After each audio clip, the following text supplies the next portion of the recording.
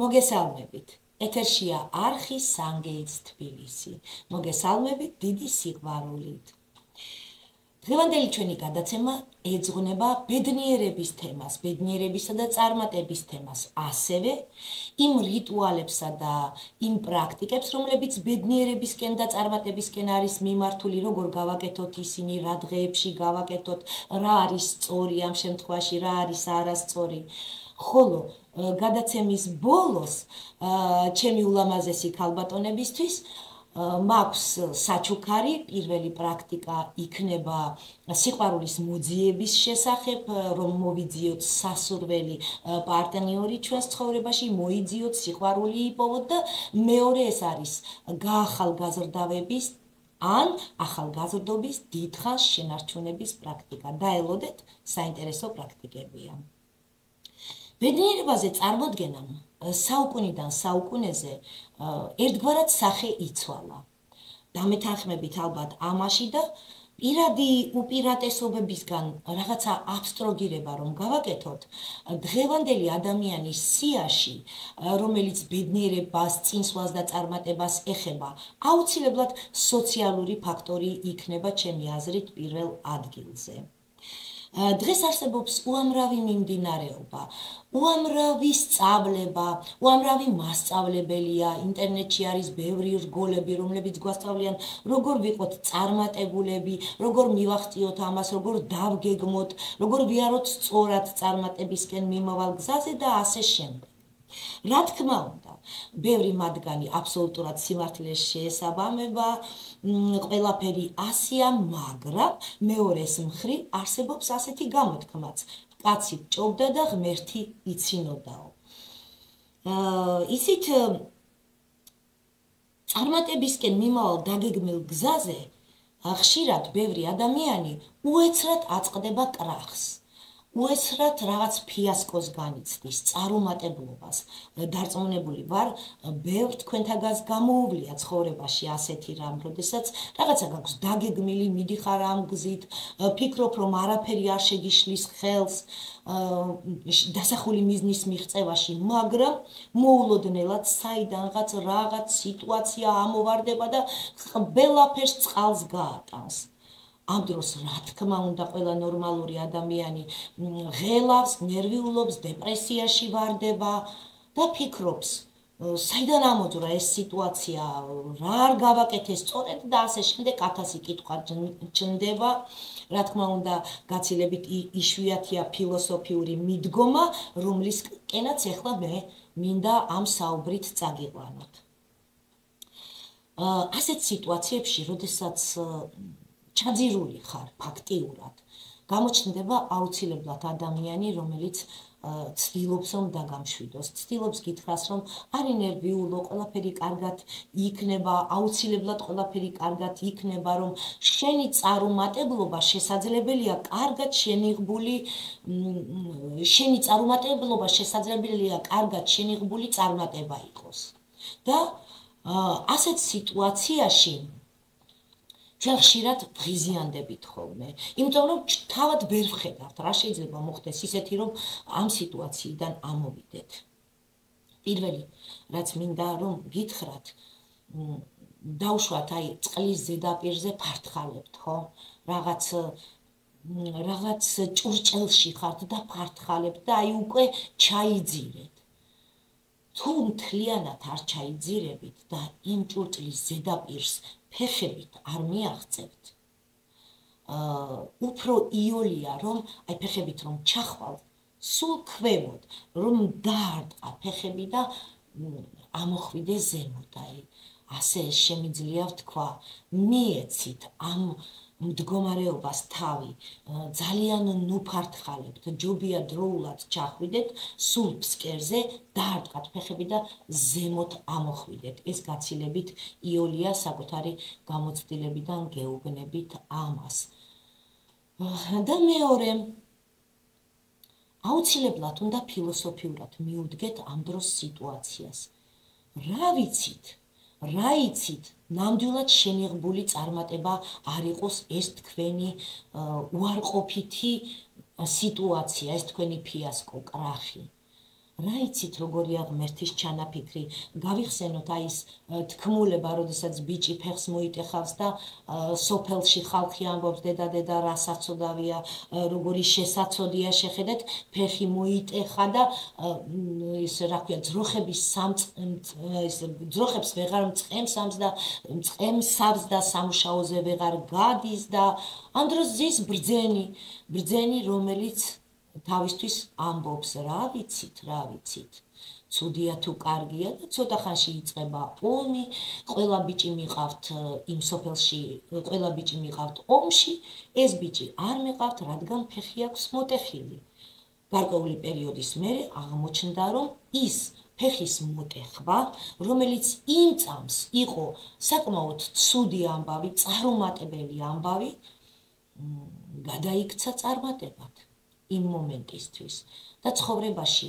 ბევრს გქონიათ ესეთი სიტუაცია და თუ კი ვიღაცას გამოგიტანიათ დასკვნა ამის მერე ანალიზი გაგიკეთებიათ რატომ იყო ის ცუდი სიტუაცია რისთვის იყო გამოგზავნილი და რომელ ხაზზე გადაგაგდოთ მერე უფალმა და რატომ გააკეთა ეს უფალმა იმ კარგის თვალსაზრისით აუცილებლად მოიწერეთ კომენტარებში, რადგან ადამიანები წაიკითხავენ ამას და ეს მათთვის იმედია, გამხნევდებიან ამით და ძალიან კარგი იქნება. არ დაიზაროთ, აუცილებლად დაწერეთ თქვენი ისტორიები. მაგრამ ცხოვრებაში, ესე იგი, როდესაც წარუმატებლობა, კარგად შენიღბული წარმატება იყო, ფაქტებიც ბევრია ამის შესახებ ისტორიიდან შეგვიძლია მოვიყვანოთ ის ფაქტი, როდესაც პენიცილინის გამომგონებელმა მეცნიერმა სრულიად შემთხვევით გამოიგონა ეს პენიცილინი, მიტოვებული ჰქონდა კოლბები და ერთ-ერთ კოლბაში გაჩნდა ეს ობის სოკო, მერე გამოიკვლია და თურმე ამ ბაქტერიებს სპობს და მანამდე რამდენი მცდელობა ჰქონდა, როგორ უნდოდა რომ კაცობრიობისათვის ეშველა, მაგრამ არაფერი გამოდიოდა და სრულიად შემთხვევით აღმოჩნდა, მიტოვებული ჰქონდა მგონი ერთი თვე ლაბორატორიაში ის კოლბა, აღმოჩნდა იქ ობის სოკო, ან თუნდაც ფერერო გავიხსენოთ, ცნობილი ნუთელას შემქმნელი. ერთ მშვენიერ საღამოს კი ბიზნესი ჰქონდა მშვენივრად მიდიოდა მისი ბიზნესი, მაგრამ ისეთი ფართო მასშტაბებით არა, როგორც ნუთელას მერე. რაღაცა შოკოლადის ფილებს აწარმოებდა, ცხოვრებისთვის ყოფნი და ოჯახის სარჩენად ყოფნი და მაგრამ ისეთი ფართო მასშტაბის ბიზნესი არ იყო და ერთხელაც რაღაცა ორგანიზაციამ იტალიელი კონდიტერია იცით თქვენ ფერერო რაღაცა ორგანიზაციამ შეუკვეთა ეს შოკოლადის ფილები და შემთხვევით მგონი სარდაფში თუ სხვენში სარდაფში უფრო სწორედ დარჩა გამზადა ეს შეკვეთა პოდონოსებით სავსე მაგიდებზე ედო ეს შეკვეთა საკმაოდ დიდი თანხის შეკვეთა იყო და რომ გამზადა ესე იგი მგონი დარჩა კარები ღია ამ სარდაფში იყო მაღალი ტემპერატურა და როდესაც დილით ჩამოვიდა მთელი ეს ფილები დახვდა გამდნარი საკუთარი ესე იგი ტექნოლოგიით ჰქონდა ეს ფილები გაკეთებული მაშინ რაღაცა შოკოლადის ჩამოტანა ჭირდა თუ არა ვცდები იტალიაში და მოკლედ კრახი კატასტროფა ამხელა თანხა ჩადებული ამხელა პარტიაში ფილები გამდნარი ყველაფერი ფაქტიურად რაღაცა ჟელეს მაგვარ სითხეთ არის ქცეული სასოწარკვეთილებას არ მიეცა არ დაიბნა ისტერიკაში არ ჩავარდა აიღო პურის ნაჭრები და აი ეს გამდნარი მასა წაუსვა პურის ნაჭრებს გამოსავალი აღარ ჰქონდა და ეს მასა პურებზე წასმული წაიღო ამ ორგანიზაციაში რაღაც დიდი ორგანიზაციის შეკვეთა იყო თუ არა ვცდები მერიისა რა თქმა უნდა წარმომიდგენია მისი მდგომარეობა კანკალით ხო და საზოგადოებამ ვინც დააგემოვნა ეს ჟელე პურზე წასმული გაოცებული დარჩა ძალიან მოეწონათ და მეორე დღეს ორმაგი შეკვეთა მისცეს, მერე 10 მაგი იყო ეს შეკვეთა და იყო მერე მთელს იტალიაში ბუმი აი ამ პასტისა, რომელსაც შემდგომში ნუტელა დაარქვეს და მისმა ბრუნვამ, ფულის ბრუნვამ ბიზნესში კაპიტალმა მე მგონი 100,000-ობით იბარტყა, როგორც იტყვიან. აი ასეთმა წარუმატებლობამ, კარგად შემიღბულმა გადაახტუნა ზელანდიის მიხედვით რომ ვთქვათ, წარმატების ხაზზე. ძალიან ხშირად, როდესაც ადამიანი ამ ხაზს მიყვება, ჯიუტად მიყვება, არის ხოლმე ასეთი სიტუაციები, ძალიან ისე უტრირებულად ღმერთი ზემოდან უყურებს და ამბობს. კაცო, ვერ გადავიყვანე ეს კაცი ერთი ხაზიდან მეორე ხაზზე. და იღებს და აი ამ ფიასკოს მოახდენს, აი ამ კრახს მოახდენს ადამიანისთვის, რომ აიძულოს გადახტეს სხვა ხაზზე. და სწორედ ასეთ სიტუაციებში ვამბობთ ხოლმე, რომ წარუმატებლობა კარგად შემიღბული წარმატებაა. დაფიქრდით ამაზე ყველაფერზე, თუ კი ამ სიტუაციაში, თუ კი ამ წუთებში, ამ წამებში ვიღაცა მძიმე მდგომარეობაში იმყოფებით, რაღაც სიტუაცია გეჩვენებათ ისეთი, რომ გამოსავალი არ არსებობს, დამიჯერეთ, ეს ასე არ არის. მოეშვით, დამშვიდით უპირველეს ყოვლისა, დაწყნარდით და ფილოსოფიურად შეხედეთ ყველაფერს. გავა პერიოდი და აუცილებლად დარწმუნდებით, რომ ეს სიტუაცია რაღაცისთვის საჭირო იყო. რაც შეეხება იმ ჩემს გამომწერებს, ვინც რიტუალებს აკეთებს, ვინც პრაქტიკებს აკეთებს, ვინც მომყვება, თქვენთვის მინდა ერთი საინტერესო თემა ავწიო, ჩემო ლამაზებო და ჩემო კარგებო. რა თქმა უნდა, წარმატების რიტუალები, ბედნიერების რიტუალები ძალიან ბევრია. მაგრამ ეზოთერიკაში არსებობს ისეთი რაღაცა, როგორც ენერგიები, ეზოთერიკაში კი არ არსებობს, სამყაროში არსებობს. მაგრამ თითოეულმა თქვენთაგანმა, როდესაც კიდევთ რაღაც რიტუალს ხელს, აუცილებლად უნდა გაითვალისწინოთ ეს ენერგიები, იმისთვის რომ წარმატებული იყოს. ეხლა გეტყვით რა მაქვს მხედველობაში. აი მაგალითად, აკეთებს ქალბატონი რიტუალს გაახალგაზრდავებაზე, სილამაზეზე. აუცილებლად გაახალგაზრდავებაზე და სილამაზეზე ავიღებდი მე მაგალითად პარასკევ დღეს. შეხედეთ, დღეებს მნიშვნელობა აქვს. გააჩნია რაზე აკეთებ, აქვს დიდი მნიშვნელობა, რომელ დღეს უნდა გააკეთო, კვირის რომელ დღეს უნდა გააკეთო.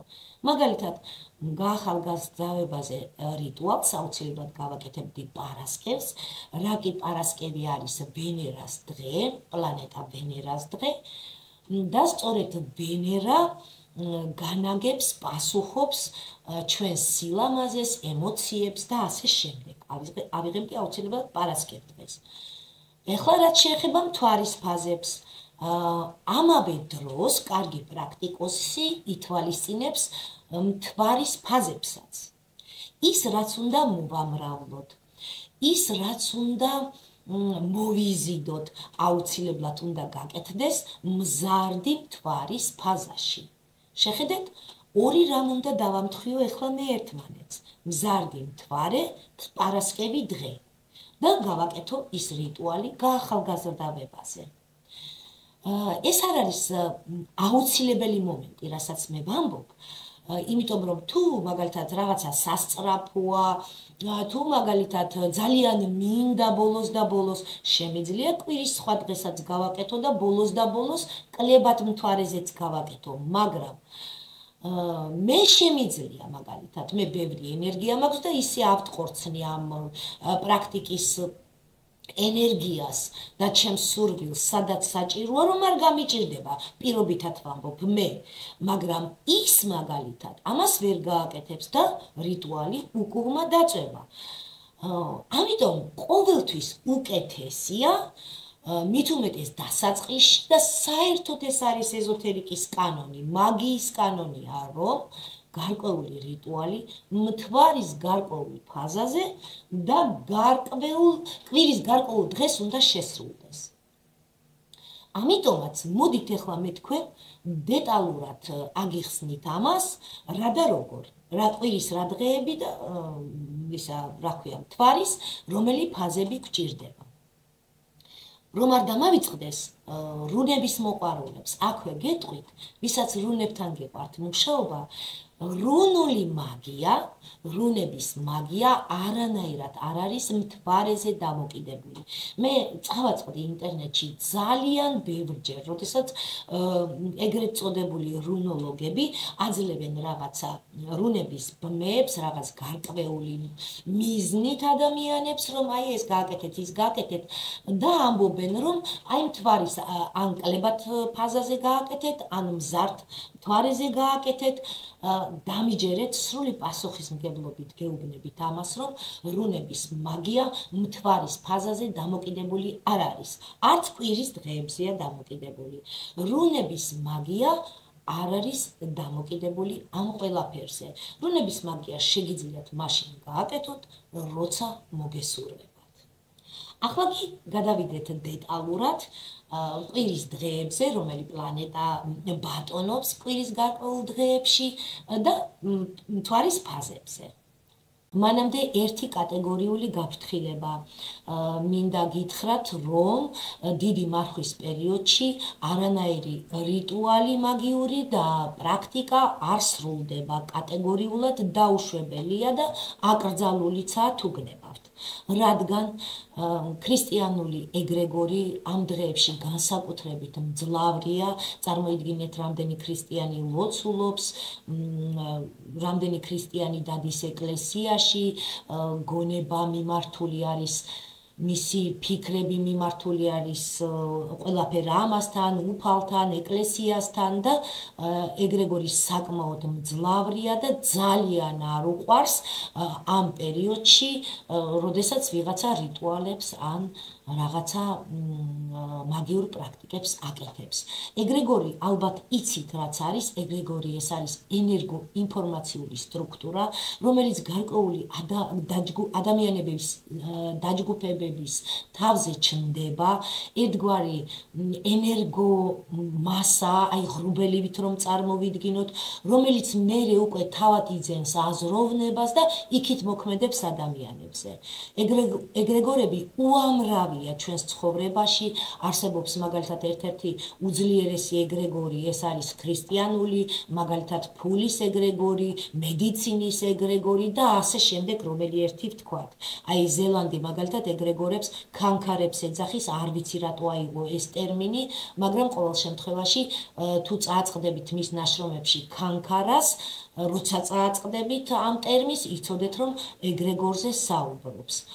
ამიტომაც დიდი მარხვის დღეებში ყოველთვის თავი უნდა შეიკავოთ ყველაფრისაგან, რა თქმა უნდა, გარდა ლოცვისა, თავად მარხვისა, ღმერთთან დაახლოების მცდელობისა და ასე შემდეგ. 1000 პრაქტიკა ერთად აღებული, 10,000 მილიონი პრაქტიკა ერთად აღებული ლოცვაზე და უფალთან საუბარზე ძლიერი ვერასოდეს ვერ იქნება. ახლა კი გადავიდეთ მთვარის ფაზებზე.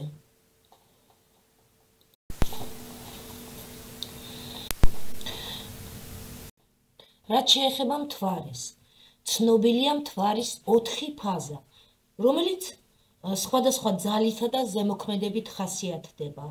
რთული დღეებია ფაზიდან ფაზაში გადასვლის დღეები. მზარდ მთვარეზე ყველაფერი ახალის დაწყებაა კარგი. დასრულება კი კლებადზე. ანუ რაღაცის მოსამრავლებლად, მოსაზიდად ვიყენებთ მზარდ მთვარეს. იქნება ეს სილამაზე, ბედნიერება, ჯანმრთელობა, ფინანსები და სხვა რამ. ხოლო შესაჩერებლად, დასაკლებად, გასაქრობად, მაგალითად ავადმყოფობის გასაქრობად, რაღაცის გასაყიდად, გასაცემად ვიყენებთ კლებად მთვარეს. აქ როდესაც რიტუალს ან რაღაც პრაქტიკას ვიწყებთ, უნდა ჩამოვყალიბდეთ, გაცემა ხდება თუ მიღება ხდება.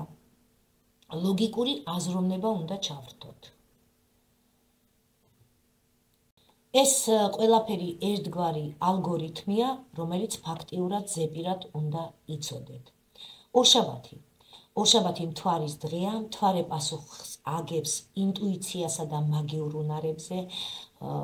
ამიტომ სწორედ ორშაბათს არის ეფექტური რიტუალები ინტუიციის განვითარებაზე და მაგიური ძალის განვითარებაზე, მის გაძლიერებაზე. გარდა ამისა, მთვარე პასუხს აგებს სხვადასხვა სითხეებზე. ეს კი წყლის სტიქია.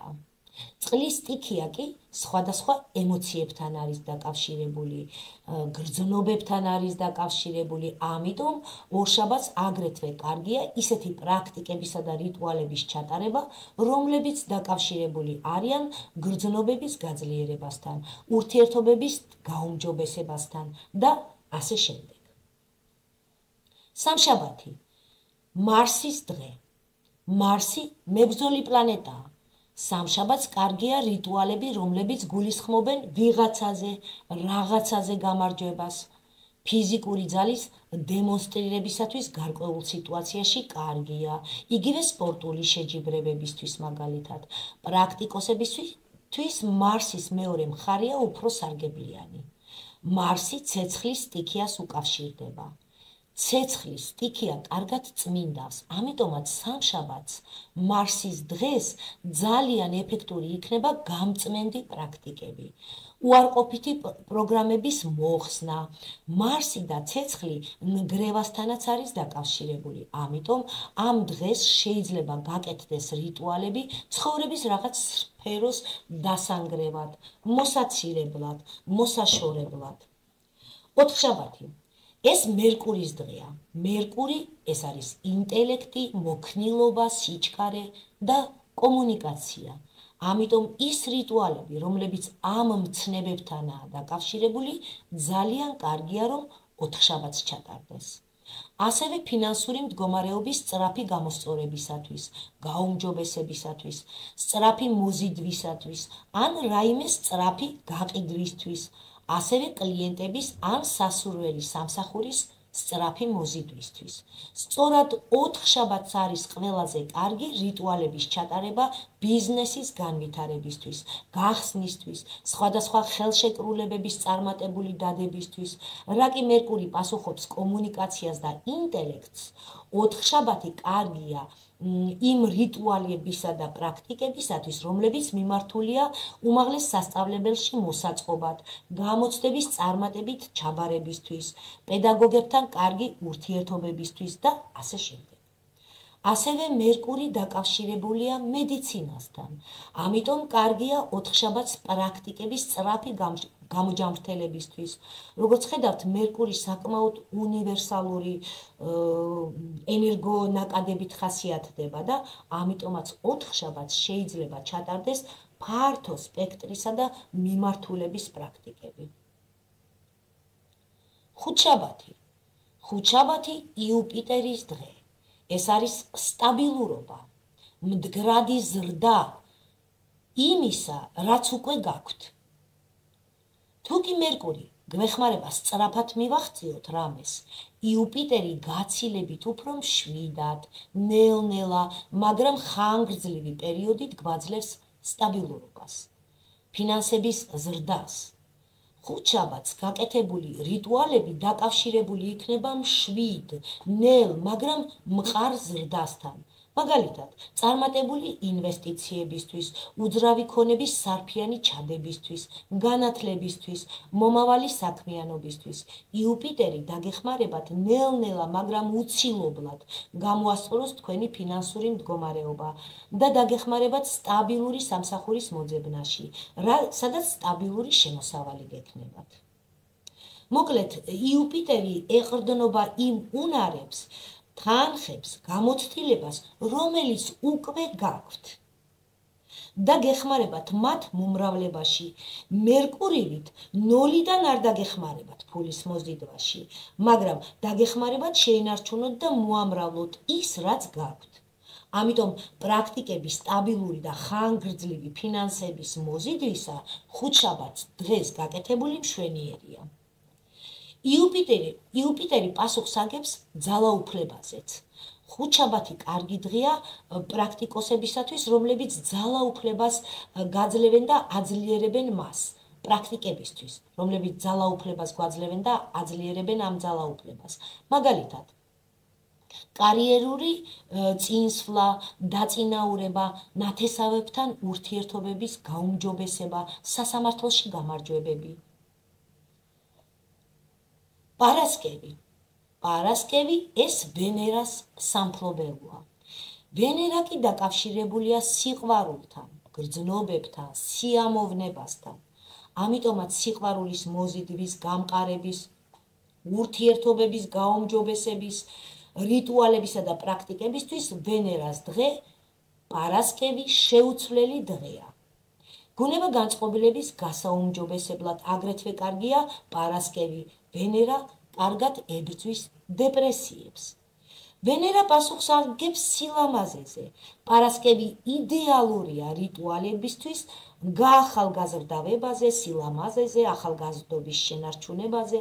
შესაბამისად, ამ ასპექტზე სამუშაოდ გამოიყენეთ პარასკევი, ვენერას დღე. ვენერა კარგად ეხმარება ხელოვან ადამიანებს, შემოქმედება ვისაც უყვარს, ესაც მათი დღეა.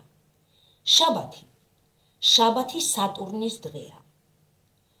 სატურნი განაგებს სხვადასხვა დისციპლინებს, თვით შეზღუდვას, თვით დისციპლინას, სიკვდილს. ამიტომ რაღაც სფეროს შეზღუდვისთვის კარგი დღეა.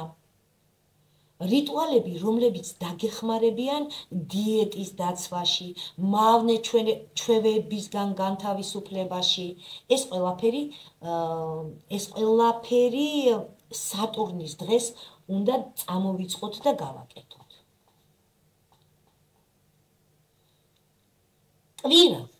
კვირა უნივერსალური პლანეტა მზე, მზის მფარველობის ქვეშ არის.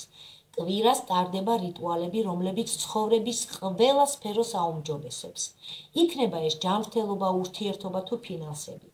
მოკლედ, მთლიანად ჰარმონიულს ხდის თქვენს ცხოვრებას.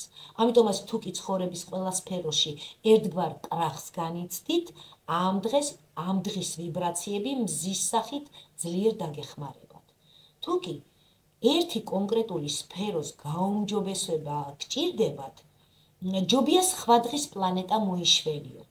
მზე შეუძლია დაგეხმაროთ მოძებნოთ თქვენი ცხოვრების გზა და ის სფერო, რომელიც სიამოვნებასა და ბედნიერებას მოგიტანთ. ხშირ შემთხვევაში გამოჯანსაღების რიტუალები მზის დღეს, კვირას გაცილებით ეფექტურია, ვიდრე მაგალითად მერკურის დღეს. პრაქტიკებისა და რიტუალების ჩატარება კონკრეტული განზრახვით, კონკრეტულ დღეს აძლიერებს ამ რიტუალებს, მაგრამ გახსოვდეთ, რომ ეს პანაცეა არ არის და თუ კი დრო არ ითმენს და მაგალითად გადაუდებელი საჭიროება დგას, შეგიძლიათ ნებისმიერი დღე დაუთმოთ ამას. ეს ყველაფერი, რაც ზემოთ ითქვა, უბრალოდ ალგორითმია. კვირის, როგორც ვნახეთ, ყოველი დღე გარკვეულ პლანეტასთანაა დაკავშირებული. ამიტომ კონკრეტულ დღეს ეფექტური იქნება ის პრაქტიკები და რიტუალები, რომლებიც ამა თუ იმ სურვილთანაა დაკავშირებული. ეს გარკვეული ენერგიებია და ამიტომ მაგალითად მე მსურს, როგორც თქვი, ახალგაზრდობა, ახალგაზრდა იერის დიდხანს შენარჩუნება, ჯობია ეს პრაქტიკა ან რიტუალი გავაკეთო, რა თქმა უნდა, ვენერას დღეს, პარასკევს დღეს. ეს არ ნიშნავს, რომ ამის გაკეთება კვირას არ შემიძლია, მაგრამ პარასკევი მაინც ვენერას დღეა და ვამჯობინებდი. გადაცემის ბოლოს კი დაპირებული პრაქტიკა.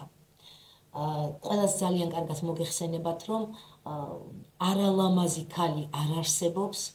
პირადად ჩემთვის ეს ესეა, ყველა ქალბატონი ულამაზესია, უნიკალურია, ინდივიდუალურია და ყველა იმსახურებს იმას, რომ ბედნიერი იყოს. და ამას წინათ ამ დღეებში წავაწყდი ესეთ პრაქტიკას, ბუდისტი მამაო იძლეოდა ამ პრაქტიკას და გამახსენდა უცებ, რომ ჩემს ძველ რაღაცა 15 წლის წინ გაკეთებულ ჩანაწერებში მქონდა და მართლა მოქმედ პრაქტიკას იძლევა ეს კაცი აბსოლუტურად და არაფერს არ მალავს, როგორც საერთოდ ადგილი აქვს ხოლმე. და პრაქტიკა ამ შემდეგში მდგომარეობს. თუ ქალს, გოგონას დახურული აქვს, აი დაბლოკილი აქვს ეს ანახატა ჩაკრა. ამ შემთხვევაში და რატო შეიძლება იყოს იცით დაბლოკილი? შეიძლება მწარე გამოცდილება ჰქონდეს რაღაცაში, შეიძლება რაღაცა ბლოკები ჰქონდეს, კომპლექსები აწუხებდეს. 1000 მიზეზი შეიძლება იყოს ანახატის დაბლოკვისა და ამ პრაქტიკის მეშვეობით აუცილებლად უნდა გავხსნათ ეს ანახატა ჩაკრა, გახსნის ის ამას და ამ ენერგიას, რომელიც არის ანახატა ჩაკრაში, ატყორცნის საჭირო ველებში, საჭირო სივრცეებში და აუცილებლად მოიზიდავს სიყვარულს და მარტოობა დატოვებს ამ ქალბატონს, მარტო აღარ იქნება. ესე იგი, ვიღებთ წითელი ფერის ფურცელს და წერთ Z მანტრას. გნებავთ ლათინური ასოებით, გნებავთ ქართულით, მნიშვნელობა არ აქვს. ვამაგრებთ სარკეზე. აუცილებლად სარკეზე უნდა იყოს დამაგრებული ეს წითელი ფურცელი და ამ წითელ ფურცელზე უნდა ეწეროს. ომ ტარე ტუტარე ტურე სოხა. გავიმეორებ, წითელ ფურცელზე უნდა ეწეროს ომ ტარე ტუტარე ტურე სოხა. ყოველ ჯერზე, როდესაც სარკეში იპრანჭებით ხოლმე, ამ სარკეში იყურებით ხოლმე, აუცილებლად შეავლეთ თვალი ამ ფურცელს და ეს მანტრა წაიკითხეთ. ერთხელაც საკმარისია, იმდენჯერ, რამდენჯერაც სარკესთან მიხვალთ.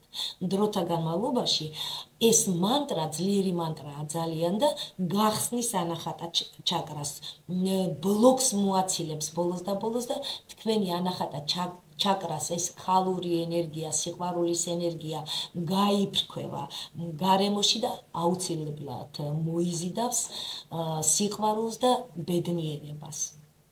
არ დაგავიწყდეთ. აქვე კიდე პატარა რაღაცა ისეთი გაფრთხილებასავით მინდა მოგცეთ, რა კი სარკეზე ვლაპარაკობთ და სარკეში ჩახედვაზე ვლაპარაკობთ ხოლმე. საერთოდ ხშირი ჩახედვა სარკეში არ არის კარგი. აი აუცილებლობის შემთხვევაში უფრო არ არის სასურველი. ენერგია მაინც მიაქვს, პარალელური სამყაროა და სარკეებთან საერთოდ ფრთხილად იყავით. წარა-მარა, ვისაც უყვარს სარკეში ჩახედვა, არ არის კარგი.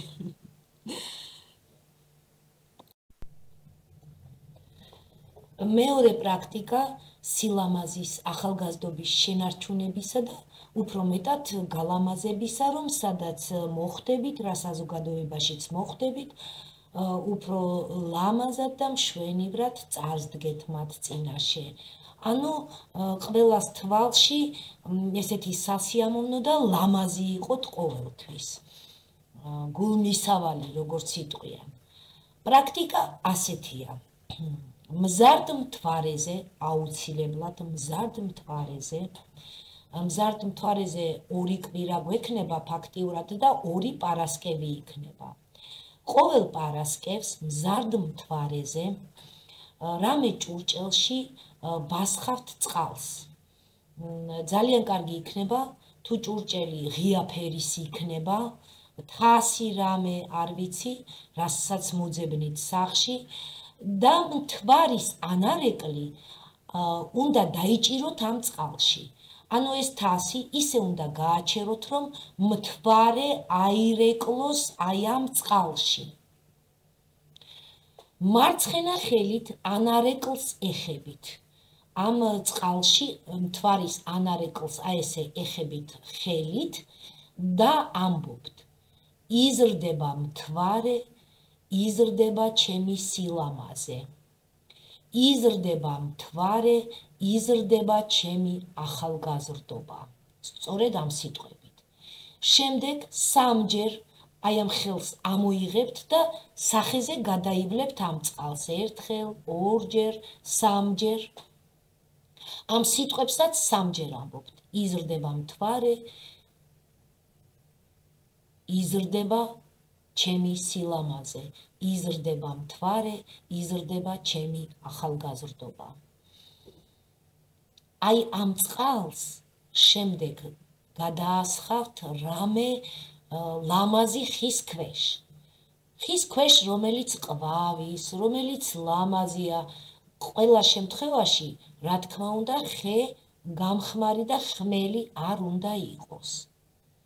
აი ამას გააკეთებთ ხოლმე და სულ ცოტა ხანში რამოდენიმე გაკეთებაში შეამჩნევთ საკუთარ თავს ცვლილებებს. იმ ადგილას, სადაც წყალს დაასხავთ, რამე ტკბილი უნდა დატოვოთ. ეს იქნება ან რამე კანფეტი, ან შაქარი, ერთი მუჭა შაქარი და აი წყალი დაასხით ხის ქვეშ და დააყარეთ შაქარი, ან ერთი კოვზი თაფლი, რამე ტკბილი. მოტრიალდებით, უკან აღარ მოიხედებით და იტყვით, გადახდილია. ჭურჭელი შემოიტანეთ სახლში, ჩვეულებრივად გარიცხეთ და ჩვეულებრივად იხმარეთ ხოლმე. და გადაცემის ბოლოს ჩემო ლამაზებო და კარგებო შევაჯამოთ. პირველი გახსოვდეთ, რომ წარუმატებლობა, ფიასკო, კრახი შესაძლებელია კარგად შემიღბული წარმატება და ბედნიერება იყოს მომავალში. ეს პირველი. მეორე, არასოდეს არანაირ პრაქტიკას და რიტუალს არ ვაკეთებთ დიდი მარხვის დღეებში. მესამე, ყოველთვის ვითვალისწინებთ სამუშაოების დროს მთვარის ფაზებს და კვირის დღეებს. ამით დღეს გემშვიდობებით, გისურვებთ წარმატებას, ბედნიერებას, სილამაზეს და ყველაფერს საუკეთესოს. ნახვამდის.